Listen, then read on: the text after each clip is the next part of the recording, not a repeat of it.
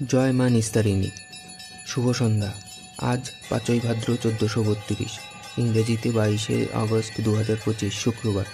আজ কৌশিকী অমাবস্যা। এখন ঘড়িতে রাত 9:45। এই মুহূর্তে পূর্ব বরিশাল নিস্তারিণী কালী মন্দিরে চলছে মায়ের আরতি।